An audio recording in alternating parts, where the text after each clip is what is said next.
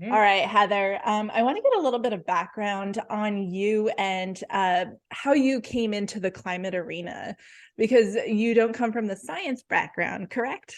Absolutely not. I stayed as far away from the science building in college as humanly possible. That was not my strong suit. But I did find that even in places of environment and climate that we talk about, there's a huge people element that's missing. So I came to this from the people perspective and people side. I thought that all environmentalists, seriously, all environmentalists and climate advocates were um, white people who were vegan and bird watchers and hug trees and wore Birkenstocks. That was my image, because that's what I saw. That's a lot of the imagery that was on Google. When you Googled what does an environmentalist look like, what does a climate activist look like, the images were very singular, and I didn't see myself in it. So I never identified myself as being a part of that community. But after working in public service, I served as mayor of Greenville, Mississippi for 2 terms, 2004 to 2012. And then at EPA, the way that I got there was through Lisa Jackson, who was a former administrator, saying to me, you're doing environmental justice work, right? And it was just really eye-opening because I thought that working to improve the streets and do economic development had no environmental connection at all, when in reality, the strength and support of our environment and the stability of our climate really undergirded everything that we were trying to do. So I like to think of the way that I came into this work was definitely through people and having a people focus. And I think just reminding ourselves that each of us live in community, we're a part of community, even communities that don't look like ours still have connective tissue that aligns with how we care for our environment and what that means for how we think about economic development and healthcare and education and safety and all the other parts of living in community. I think it's very critical that regardless of our profession and vocation, sciences or not, we still connect to those pieces of community and environment. And certainly those two things come together when we talk about climate change inequities. Can you start by telling perhaps those people watching or listening that don't even know the difference between inequity and inequality? Can you describe that? Oh, that's a great question. And oftentimes we get these two confused, inequity and inequality. So you think of it, there's often a image that's seen of uh, 3 or 4 people watching a baseball game over a fence. And if everyone has the same, is sitting at the same level, if everybody's given the exact same kind of box, the short person still might not be able to see over the fence, and the tall person is just elevated up a little higher. Um, then if you give everybody different levels of boxes so that they can see equally, it puts everyone on the same view level scale, but it is showing that there's different levels of resources that have to be provided. And I think that's one of the best ways to show the differences between equity and inequity. And then again, equality being, is everybody getting things in the same manner, in the same fashion, and it having a similar impact. And that's something that is fraught throughout addressing climate justice, addressing environmental justice or environmental injustice, is that we have to think of how are we addressing historic inequities. So historically, how communities have not received the same level of resources. Some communities get a little more than others because of a number of reasons, but none of the least of those being race and discrimination.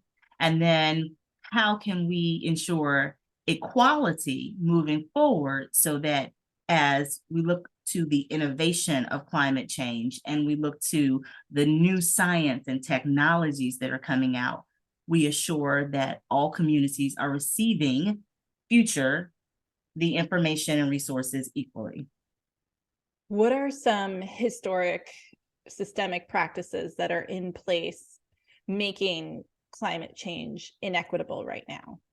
I think one of the most obvious ones is infrastructure. Throughout communities across this country, Black and Brown communities, minority communities, and communities that have for years been marginalized for these reasons, discrimination and unfair practices in the US, have suffered from infrastructure, your streets, your sewers, your pipes, sidewalks, the base infrastructure, roads, bridges. They have suffered for a lack of resources in these communities. And so that is one of the most glaring problems that we've seen, because it's one of the first places that when a climate crisis hits, it deteriorates. So let's look at the Gulf of Mexico area, South Louisiana, South Texas. These are communities that for years have not only been subject to racial discrimination in the 50s and 60s and early 70s, but they're also communities that did not receive the same amount of resources that their white counterparts received or more affluent areas received. And these are the same communities that are on the front line of the climate crisis. So the first strong wind that comes through, it's going to break down the roads, bridges, schools, hospitals in these spaces, and it happens more and more often. I think another area, excuse me, another area that we see a lot of discrepancy is in housing. Housing discrimination is clearly a part of our history. If we go back and look at red line districts and the federal government's role in isolating Black and Brown communities, putting transportation and highways through communities, walling them off, creating these barriers. It also created zones where more manufacturing facilities were located. So if we look at the old red line maps from the 30s and 40s and can begin to identify where loans weren't given because of the color of the people who were living there, and where we can see the placement of manufacturing facilities like coke plants and petrochemical facilities and landfills. That has a direct correlation today to the environmental health of communities. Those are the same places with high rates of asthma and cancer and other health disparities that come from the air quality. So these are just two examples, infrastructure and housing, and there are many others that can lead us to see where we need to invest more money to rectify these historic environmental injustices, and at the same time, invest funding to propel and help them catch up to make sure they're a part of climate innovation and the green energy economy that we know is going to be very fruitful across this country. You mentioned the Gulf of Mexico area. What other parts of the country do you see most vulnerable? So I think there are all parts of the country that have different kinds of impacts. The Gulf Coast area, so South Texas, South Louisiana, that's where Cancer Alley is located.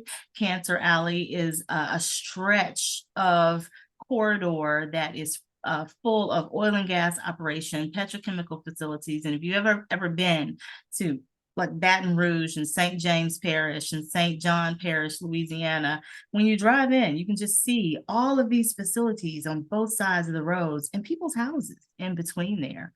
And that is a community that has long suffered from environmental injustice and now more and more climate crisis, because the hurricanes that have increased in both intensity and number that come up through the Gulf of Mexico area and are hitting these coastlines back to back to back. So that's one kind of problem. We can look or turn now to Jackson, Mississippi, Flint, Michigan, and other places that are dealing with water crises, which is another tremendous issue of not providing clean water to communities, huge communities of residents, and just that access to water. And those are predominantly Black and brown, predominantly Black, African-American communities.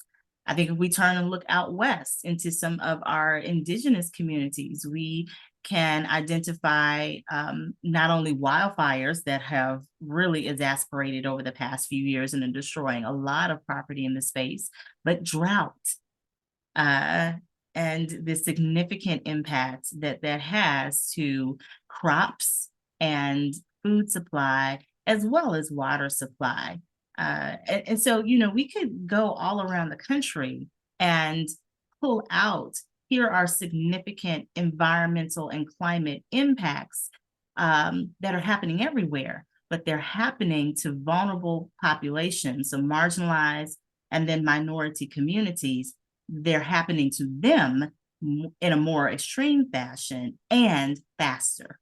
This this is a lot to take in and deal with. Can you give me a little bit of hope, maybe some tangible solutions that are in place that are where you're seeing a difference, where there is good movement forward in this effort? It's the place that I like to live in, right? Because there's enough climate, we're all going to, hell in a handbasket out there. Right? It's depressing. Right. There's plenty of that. So let's talk solutions. Where's the solutions? Where's the flip side of that? That's the space I like to live in, because there are a ton. I mean, the fact that we see resiliency from these communities time after time after time should give everybody hope that not only are people willing to continue to fight and do what they need to do to protect their communities, it is about sustainable protection for generations to come. So, Emily, I don't know how old you are, but I remember when I was a teenager, the big thing was acid wash jeans. And I remember acid I might be a little younger than you. Okay. I watched 90210, but I wasn't quite old enough. I'm gonna pretend like I read about it, but these were like the big things. It was acid wash jeans. And I remember I learned acid rain was a thing. And there were lakes literally on fire, water that was burning in communities in this country. And today, if I were to ask my children what acid rain is, or what does it look like, or what do you think it is, they have to pause for a second. It's something they've read about. And I think that in and of itself should give us hope that there's stuff we've done. Like, we've had the ability to fix some things through regulation, through education, and through creating pathways to use the science that our amazing scientists come up with, and then turn that into sound policy that helps us to protect human health across this country. And so the awareness of not only the climate crisis as a significant issue around the world has also created solutions that are working. They're really working. We don't know those terms today like we did 20-some odd years ago.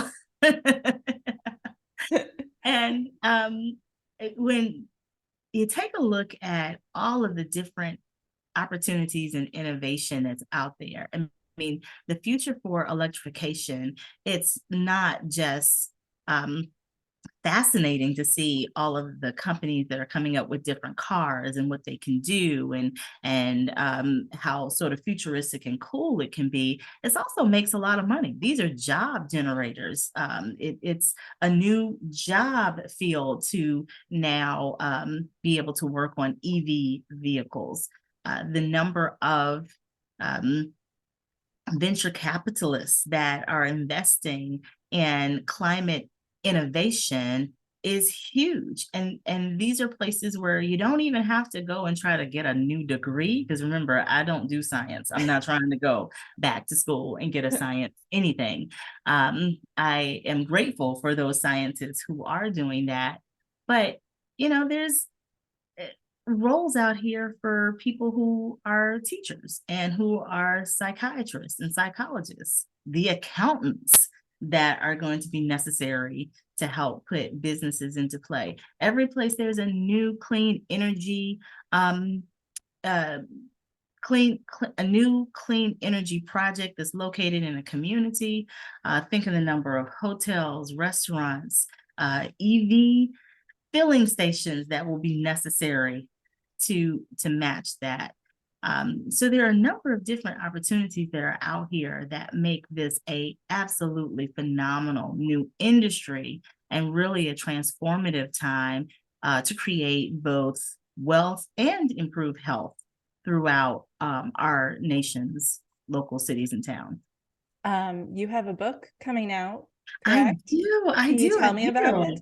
In fact, we're actually have an advanced reading copy here. It's beautiful. So I'm really thrilled about it. I'm excited. It's called Before the Streetlights Come On, Black America's Urgent Call for Climate Solutions.